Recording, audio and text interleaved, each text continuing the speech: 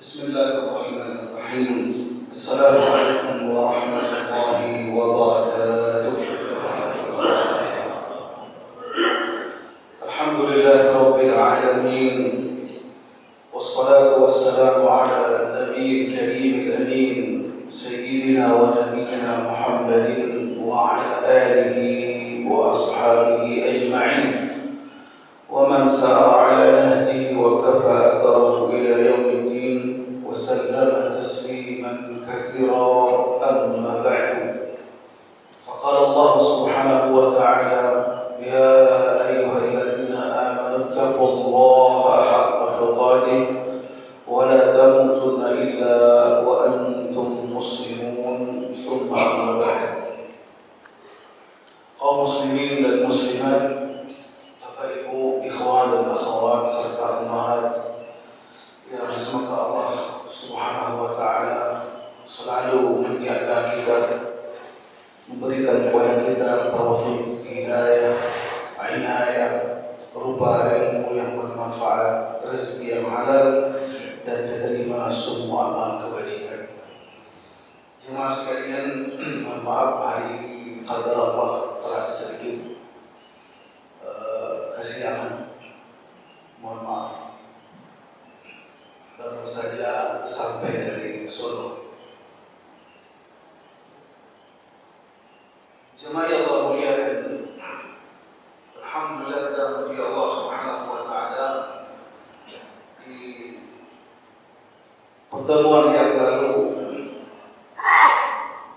dua orang sahabat Rasulullah sallallahu alaihi wasallam, yaitu sahabat yang mulia As-Siddiqul Akbar Abu Bakar, dan kemudian yang kedua Al-Faruq Abu Hafs Umar bin Khattab radhiyallahu anhuma wa ardahuma, kiranya berbekas di benak kita dari dua tokoh besar, dari dua sahabat-sahabat pilihan, dari dua orang yang selalu mendampingi Rasulullah SAW, sehingga saking dekatnya mereka berdua dengan Rasulullah SAW, Allah takdirkan juga kedua-duanya mendampingi sang Rasul di alam barzakh atau di pusara.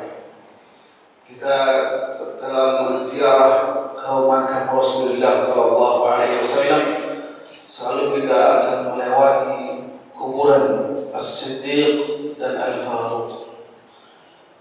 Kemudian empat orang khulafa'ur rasyidin, Abu Bakar wa Umar wa Uthman wa Ali radhiyallahu anhum, nama ini selalu disebut di penghujung khutbah Jumat, khutbah yang kedua.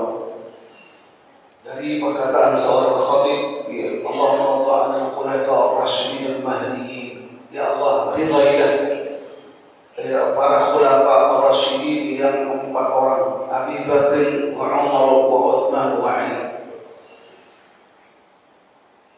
Pertanyaannya,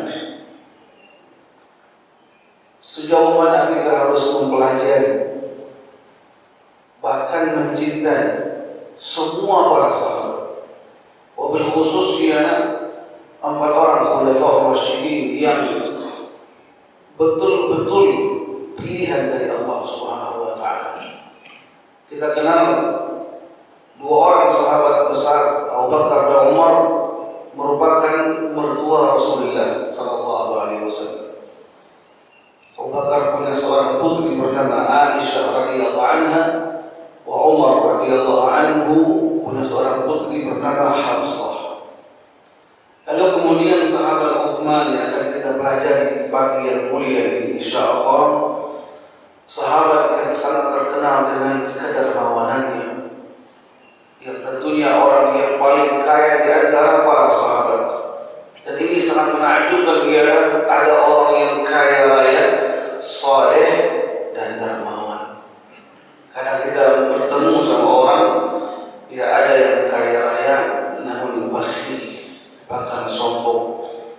Ada dia orang yang kaya hanya punya nama dermawan saja, namanya doang dermawan, Semoga perbuatan-perbuatannya meniru kepada sahabat yang mulia ini.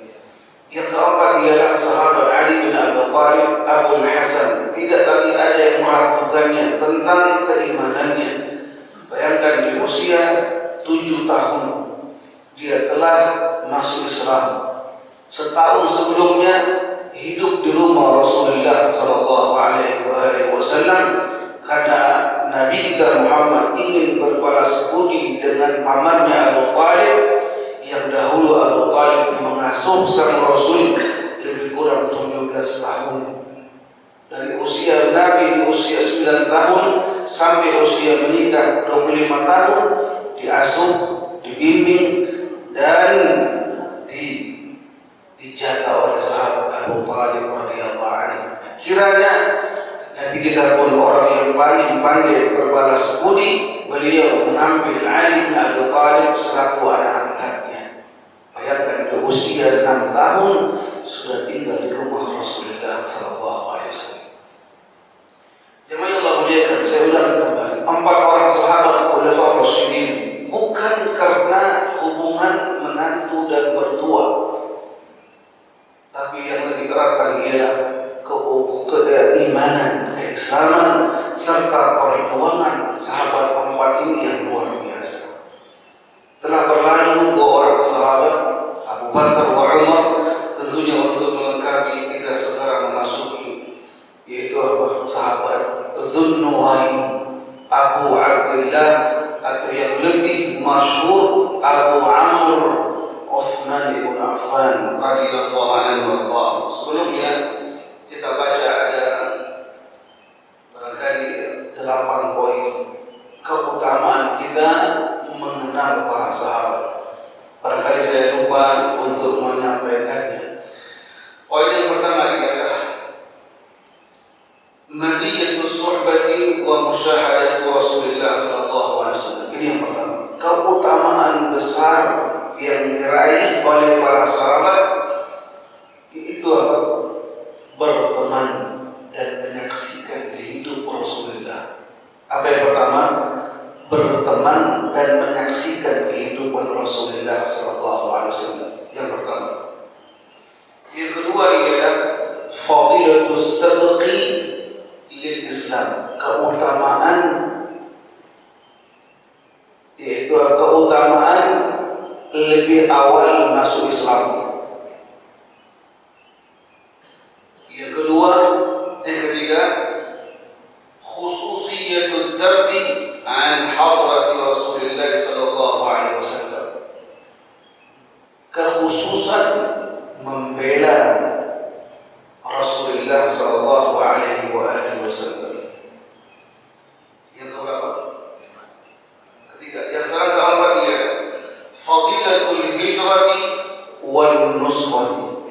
Keutamaan berhijrah ke kota Madinah dan membela Rasulullah sallallahu alaihi wasallam.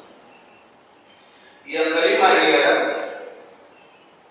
dhabtuhum lisyari'ah wa hifdhuha an Rasulullah sallallahu alaihi wasallam. Para sahabat orang yang menjaga syariat Allah. Para sahabat orang yang menjaga syariat Allah Subhanahu wa taala. Yang keenam, tablighuha liman ba'dahum.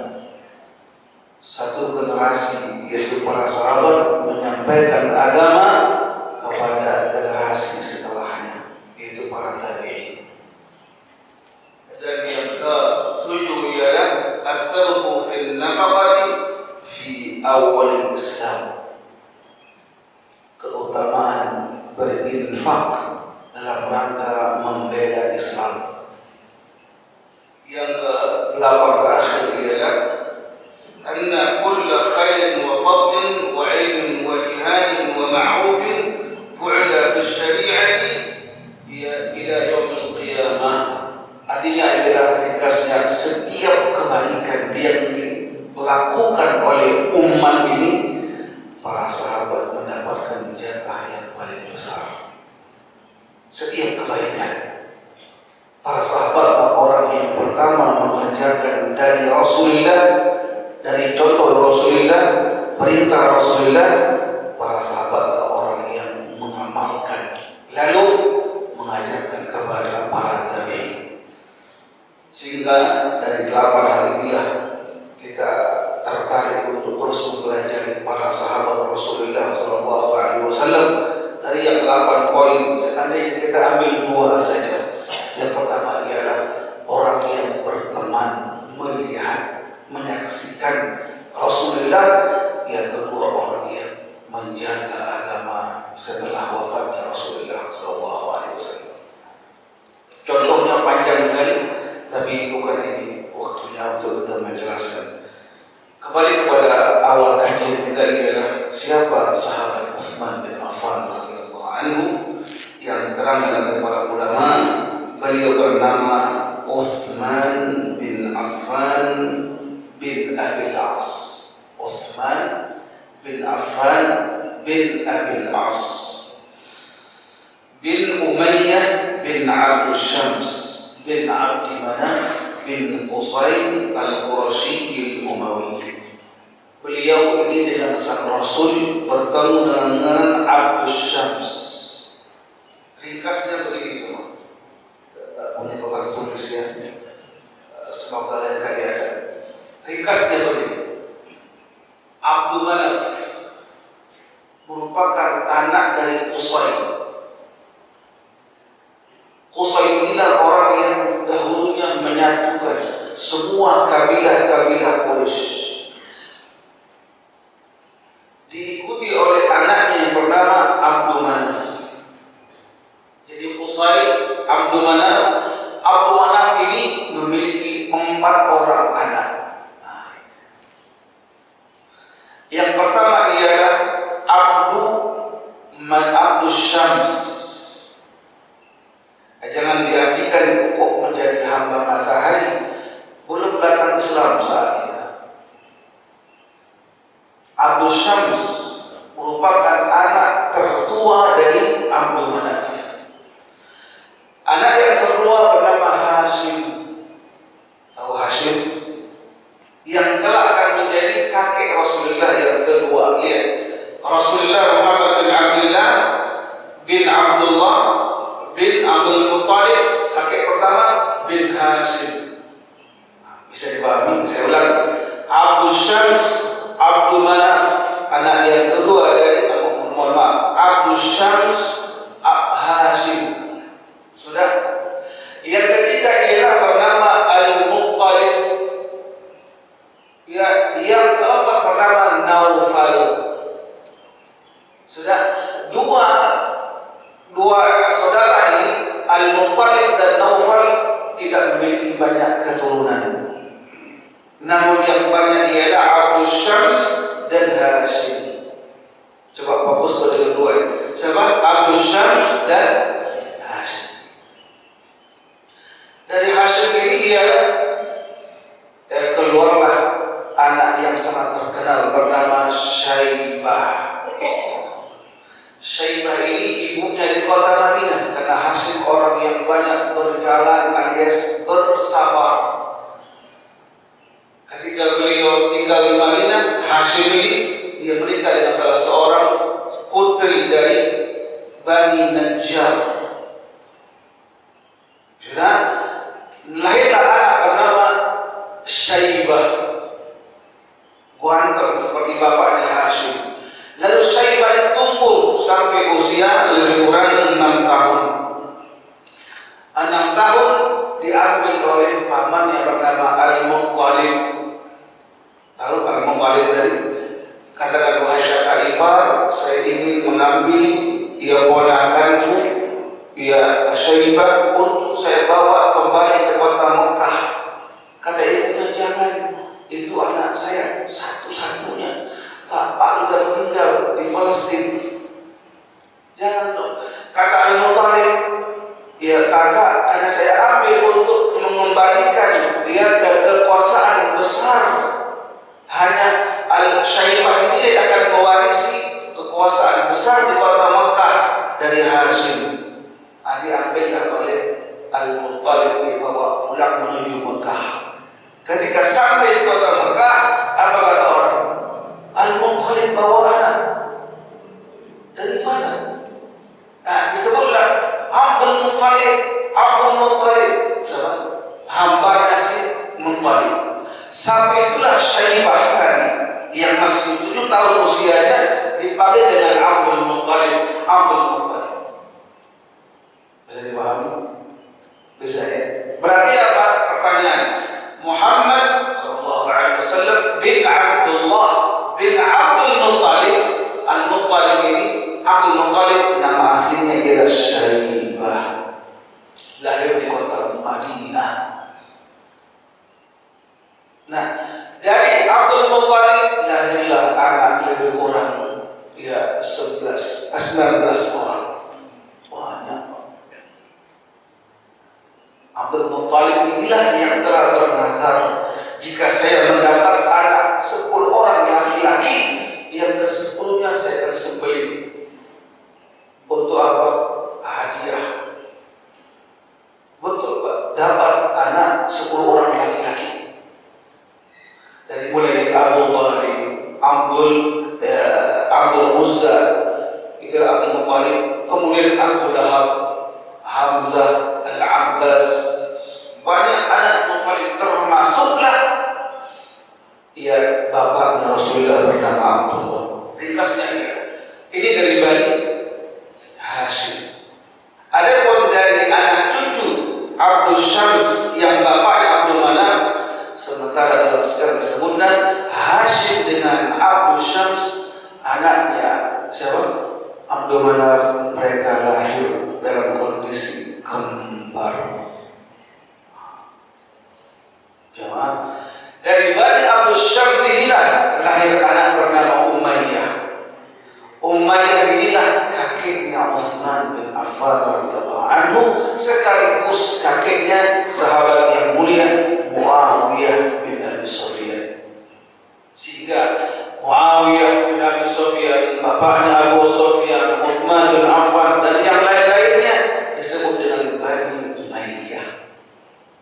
Bani Umayyah pada harinya ketika Khulafaur Rasyidin selesai, disambung oleh anak Ali bin Abi Thalib bernama Al-Hasan bin Ali bin Abi Thalib, hanya memegang kekuasaan khilafah 6 bulan saja, dan dia serahkan kekuasaan khilafah kepada sahabat Muawiyah bin Abi Sufyan.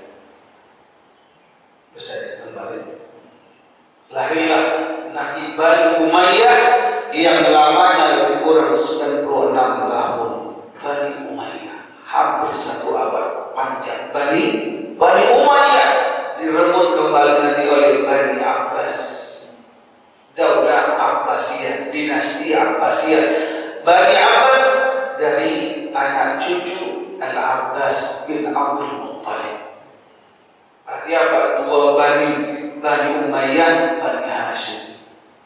Sudah dipahami? Panjang ini jemaah, lebih kurang 7 abad. Bani Abbasiyah habis ludes dihanguskan oleh pasukan Tatar. Lahirlah satu bani yang baru, perpanjangan dari Bani Umayyah yang tumbuh di Andalus. Bersamaan itulah kedua-duanya akan ludes, hancur lebur.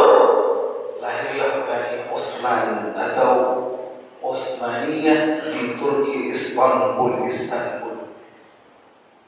Dari tahun 1923 Masehi gugur dan lebur, hancur lebur, tumbanglah khilafah Utsmaniyah tersebut dari salah seorang tokoh besar, jenderal besar bernama Mustafa Kamal. Siapa Mustafa Kamal? Kepanjangan nanti jemaah. Jadi saya berikan gambaran bahwasanya Utsman bin Affan radhiyallahu anhu dari Bani Umayyah yang kakek ketiganya ialah Abdul Syams. Bisa dipahami? Sementara Nabi kita ialah Rasulullah Muhammad bin Abdullah, anaknya Abdullah, lalu Abdul Muttalib, lalu Hashim. Bisa dipahami? Berarti apa?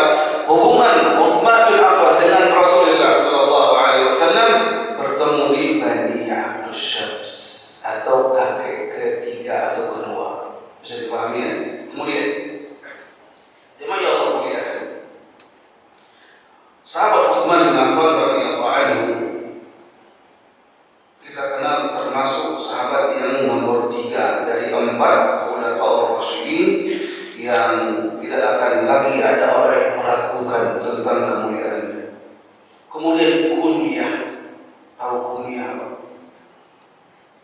Nama atau dipanggil dengan abu atau ummu atau ibnu, tiga. Ya, laki-laki boleh dipanggil abu siapa? Silakan, abu siapa? Terutama anak laki-laki yang paling tua. Saya punya anak Abdurrahman, berarti Abu Abdurrahman. Abu siapa? Dan ini kebanggaan. Kadang orang tidak mau disebut namanya, kurang baik. Tapi tidak tepat juga namanya Abu terus, sehingga nama aslinya enggak dikenal lagi. Digabungkanlah antara kunyah Abu Abdurrahman, nama Amri Azhar. Jika ditambah dengan laqab, gelar, lebih sempurna. Sebagaimana kita kenal, ya Al-Fadhl, gelar. Kunyahnya Abu Hafs, namanya Umar bin Khattab. Utsman bin Affan punya laqab Dzun Nurain, memiliki dua cahaya, karena satu-satunya manusia yang menikahi dua putri Nabi. Satu-satunya manusia di muka bumi yang menikahi dua orang putri Nabi. Enggak langsung, enggak. Nanti ada kisahnya. Sudah, Ali bin Abi Thalib dengan dua kunyah, Abu Hasan anak yang pertama, yang kedua Abu Turab. Ada kisahnya nanti insyaallah.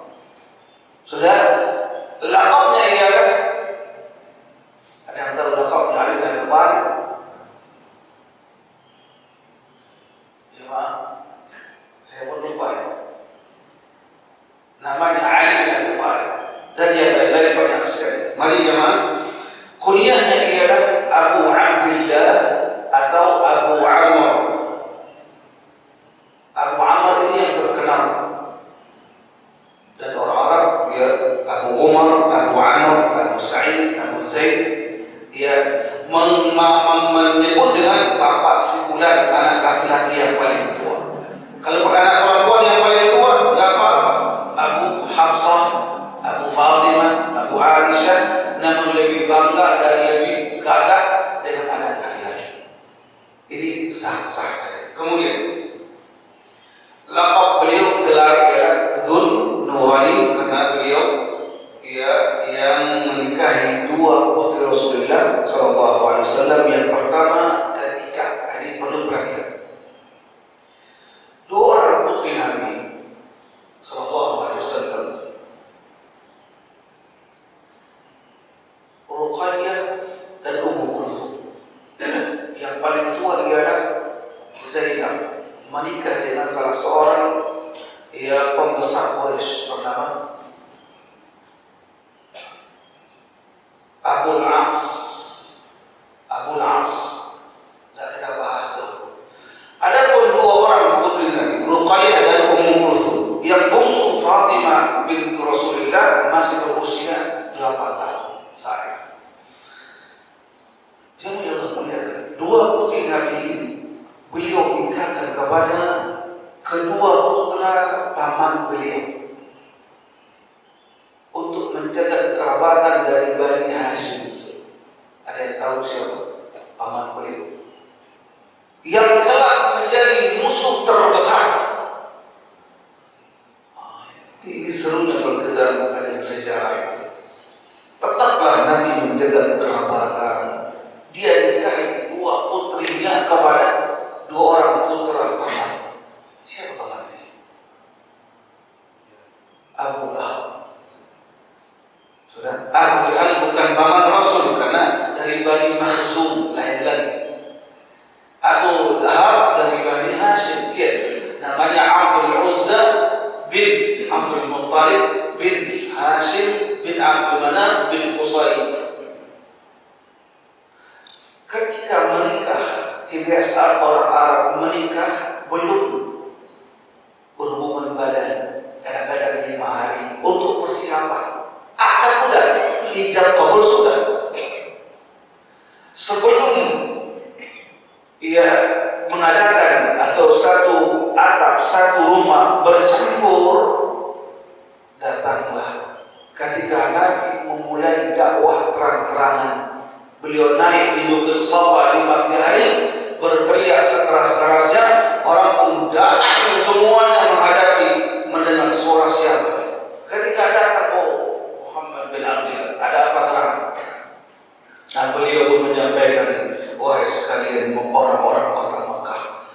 apakah kalian mempercayai saya jika saya kabari di balik bukit Safa ini ada pasukan yang besar ingin menyerang kalian? Semua mengatakan, benar engkau wahai Muhammad, belum pernah kami menemui menjumpai engkau berdusta, dan kami telah menggelari engkau dengan Al-Amin. Tahu Al-Amin? Orang yang sangat terpercaya.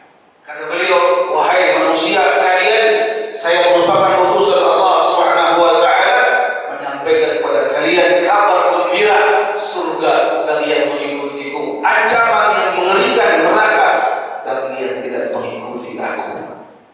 Nabi pun dia langsung maju Abdullah, maju 5 langkah. Kata dia, taballaka ya Muhammad, serius celaka engkau Muhammad. Alihada jama'adana, apakah dengan seperti ini doang sampai hati engkau kumpulkan kami semua hanya mengatakan engkau Rasulullah dari Allah Subhanahu wa taala mendapatkan wahyu, engkau kumpulkan kami di sini? Nabi pun terdiam, bukan tidak mampu membalas, dia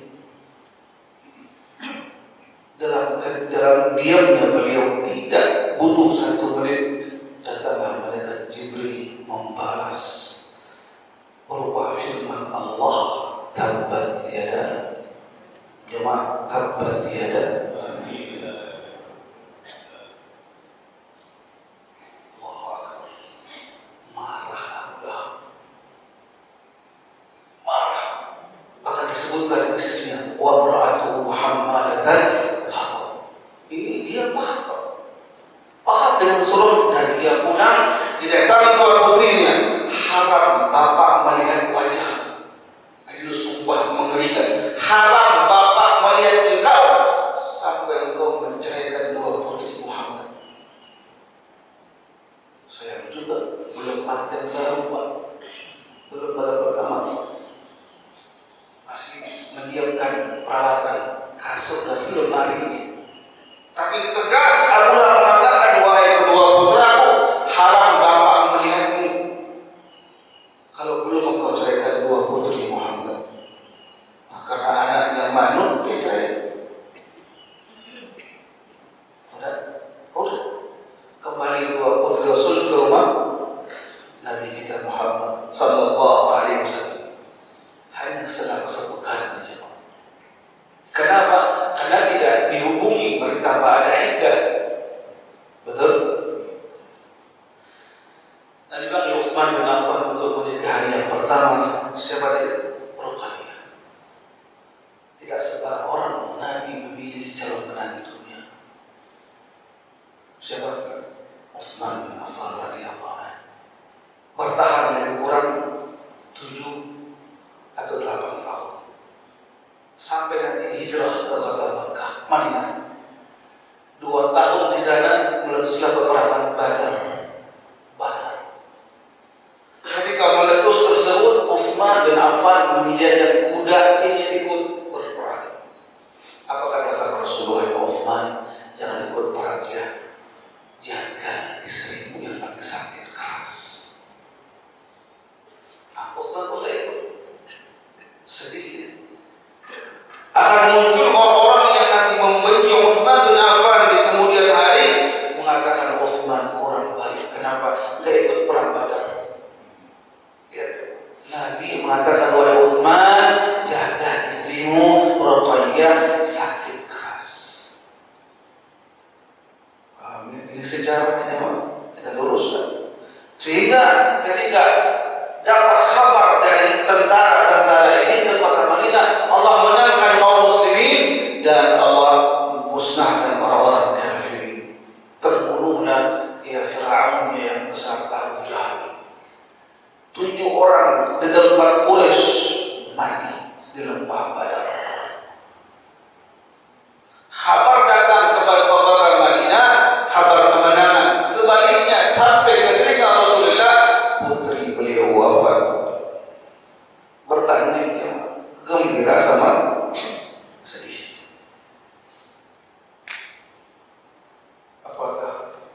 Nabi biarkan Utsman menduda. Sekarang ada istilah duren, apa duren? Duda keren, terserah mau duren mau apa terserah.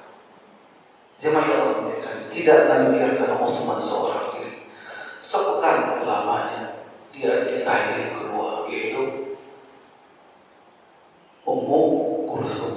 Bertahan hanya 6 atau 7 tahun, meninggal dunia semasa Nabi hidup.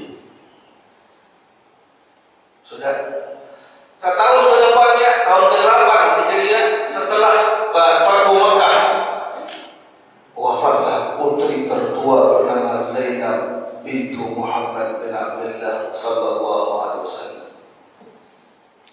Jadi semua anak beliau yang 6 orang, bahkan yang ke-7 Ibrahim dari istri bernama Maria Qibtiyah wafat. Hanya satu yang tersisa, Fatimah Az-Zahra. Itu pun ketika Nabi meninggal dunia selama 6 bulan ke depan, wafatlah Fatimah. Semuanya meninggal dunia. Jemaah, mari. Siapa gelarnya? Dzul Nurain, yang mendapatkan 2 cahaya. Kemudian jemaah yang Allah muliakan, bapaknya Utsman bin Affan bernama Affan tidak mendapatkan Islam, alias wafat sebelum Nabi menyampaikan al-Islam. Jangan ditanya nanti apa statusnya, ya bapak Rasulullah, ibunya Rasulullah, ya jangan ditanya. Kadang-kadang dia memancing juga. Kemudian ibunya Utsman bernama Arwa bintu Khuzair, ya, bin Rabi'ah bin Habib bin Abd Syams. Nanti ketemu dengan gelar Abd Syams, bertemu di kakek yang ketiga. Kemudian sifat fisiknya, sifat akhlak beliau atau karakter aslinya Utsman bagaimana? Di sini disebutkan bahwasanya beliau orang yang sangat pemalu. Bukan ya kita dikit-dikit malu bertemu orang. Termasuk orang nomor 2 setelah Abu Bakar yang tidak pernah minum khamar, tidak terlibat dengan kebiasaan buruk orang-orang jahiliyah, bergadang, minum khamar, bernyanyi, berdansa. Ada orang-orang yang Allah jaga dan betul-betul dia mirip dengan Abu Bakar Siddiq radhiyallahu anhu. Makanya nanti ketika Abu Bakar masuk Islam, orang yang pertama dia ajak ialah teman dekatnya bernama Utsman bin Affan. Ada dialog kecil gitu. Kata Utsman, wahai Abu Bakar, saya jarang melihat engkau kemana aja. Kan saya berumur ini sama orang-orang Quraisy, berkelakar, bercanda. Kata beliau, saya punya urusan penting, wahai Utsman. Apa? Kita ngomong, kan kita ini besti, kau besti. Ngomong dokter, apa? Proyek apa? Masalah apa? Bisa kita akan percayakan. Sini teman dekatmu, wahai Abu Bakar Siddiq. Apa kata Abu Bakar? Wahai Utsman, pernah tak saya berbohong? Enggak. Ada apa ini? Absen. Terus terang. Saya masuk Islam, mengikuti agama Muhammad bin Abdullah. Terus, maukah engkau rahasiakan perkara ini, wahai Utsman? Ya.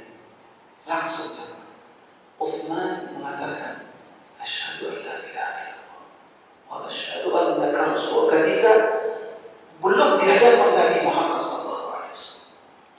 Saking yakinnya dengan apa yang diyakini oleh Abu Bakar Siddiq, Utsman bersyahadat bukan di hadapan sang Rasul.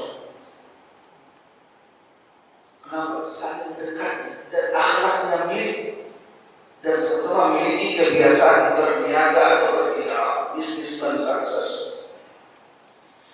Ketika masuk Islam, dibawa oleh Abu Bakar di hadapan Rasulullah,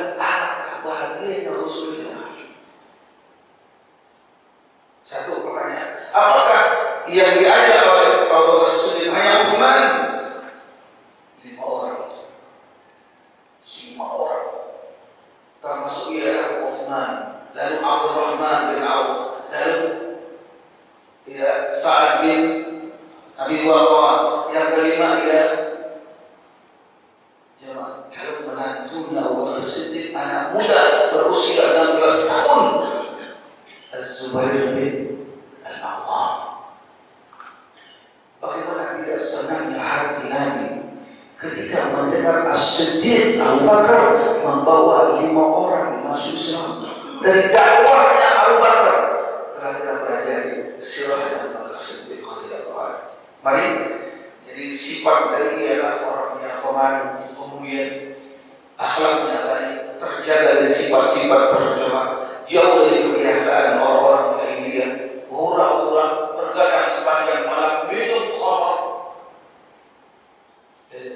Di antara ialah mereka menyembelih dengan nama Tuhan-Tuhan mereka. Ada Utsman jauh dari. Kemudian sifat fisiknya ialah orang yang rawah, tidak tinggi, tidak panjang, sedang.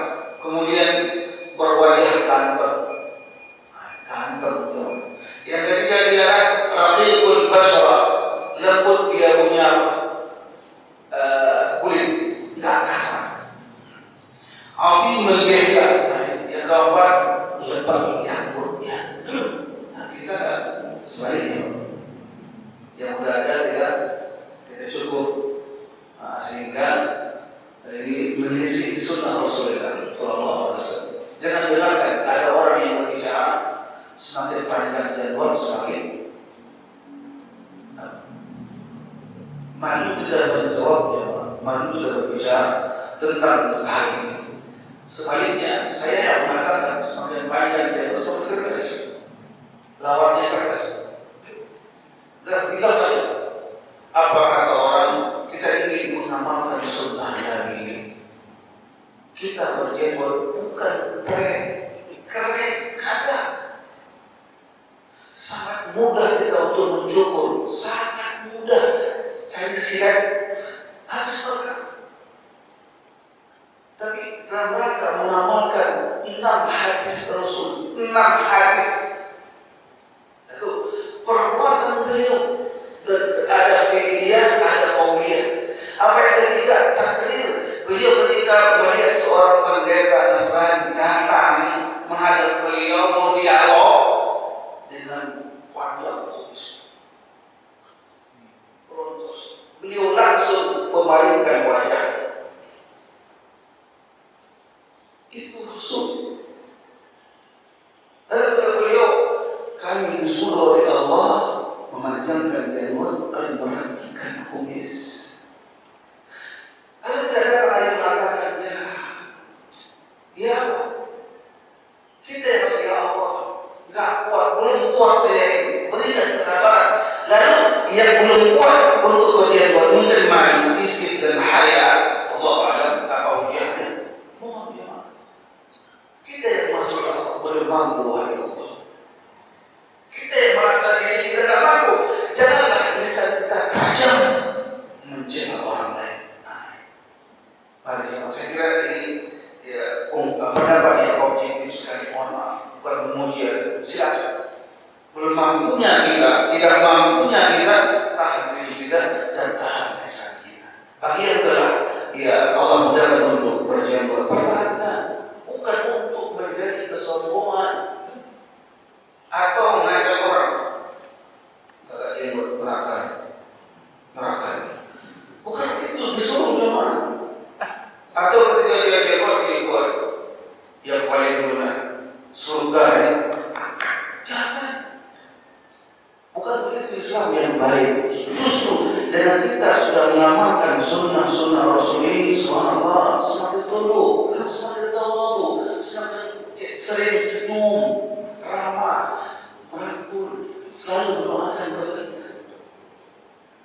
Betul, kadang-kadang kita tegakkan 2 hal selalu bersamaan, amru bil ma'ruf, nahi munkar. Janganlah nahi munkar setiap hari. Ada orang tak salat, rakaat. Enggak begitu. Dulu sampaikan 2 ayat, 1 ayat, bawa. Menentang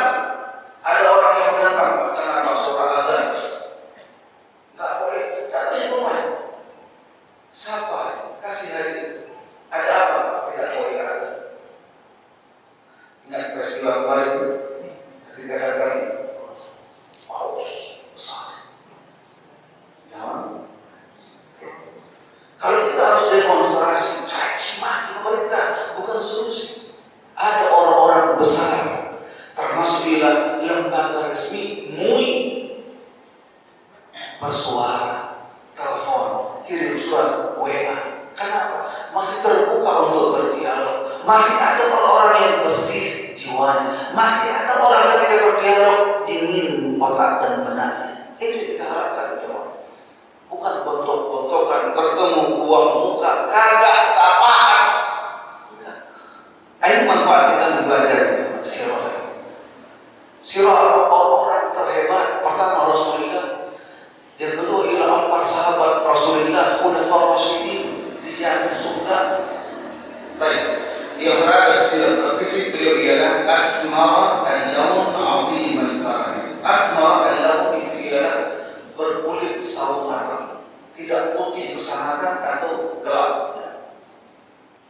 Jadi ini diantara sifat-sifat beliau secara fisik dan akhlak atau karakter beliau. Dan terakhir memang sebelum kita menutup karena sudah waktu habis ya, kita mengambil satu bab tadi itu apa? Beliau Utsman bin Affan radhiyallahu anhu termasuk dia memiliki satu keutamaan yang sangat besar. Yang lain memiliki, yang lain itu memiliki, tapi beliau yang sangat menonjol itu ialah orang yang sangat pemalu dalam hal-hal yang tidak baik dan dikenal oleh para sahabat. Ya, Utsman bin Affan radhiyallahu sangat pemalu. Dia menjadi berbuat besar-besar maksiat sehingga apa? Satu peristiwa yang menakjubkan ketika Nabi kita di rumah Aisyah dalam kondisi beliau duduk alias bersandar, terbuka betis Nabi Muhammad SAW. Masuk Abu Bakar Siddiq, Nabi tidak berubah sikap alias posisinya. Sudah bicara keluar. Yang kedua ketika masuk Umar bin Khattab, tidak beliau berubah posisi. Salam, bertanya, jawab, keluar. Ketika yang masuk Utsman bin Affan, beliau duduk jamaah dan merapikan, menutup lututnya dan betis. Keluar, lalu kata Aisyah, ya Rasulullah, ada apa gerangan masuk bapakku? Engkau tidak berubah posisi. Masuk Umar bin Khattab, engkau juga hal yang sama. Ketika masuk Utsman, engkau merubah posisimu dan merapikan bajumu dan menutup betis. Apa kata Rasulullah? Wahai Aisyah, kenapa saya tidak merasa segan dan malu kepada Utsman, sedangkan malaikat malu kepada Utsman bin Affan? Jemaah, demi Allah, saya tidak berlebihan dalam mensikapi dan memberikan komentar, karena ini yang tertulis. Sebagaimana beliau orang yang terkaya dan paling dermawan. Coba ulangi, dar.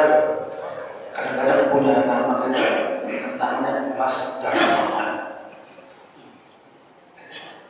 Jarang sekali ada orang kaya raya kemudian dermawan. Sebagaimana dikatakan, sebaik-baik harta jika dipegang oleh orang yang soleh. Nah, dia bangga, dia soleh, namanya doang Muhammad Soleh, bagus namanya.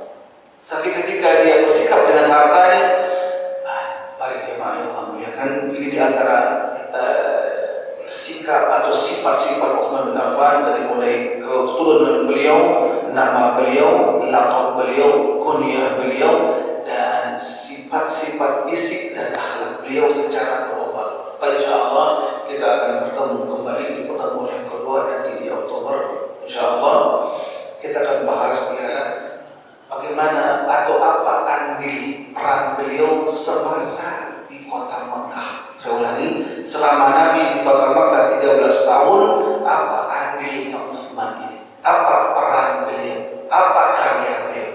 Lalu ketika sampai nanti di kota Madinah selama Nabi 10 tahun, nah itu yang tertarik sekali untuk kita bahas. Dan pada ujungnya ketika hidup dua orang khulafa, Abu Bakar dan Umar, apa perannya Utsman bin Affan? Yang menarik lagi ialah ketika nanti Nabi sampai di kota Madinah. Semoga ada manfaat.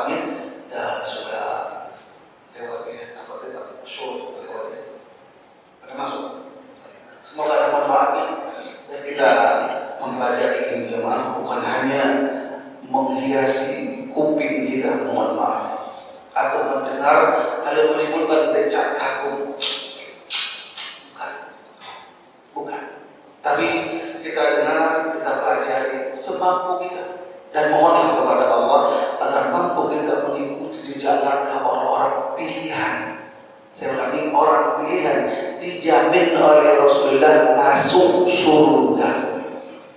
Diikat dengan apa?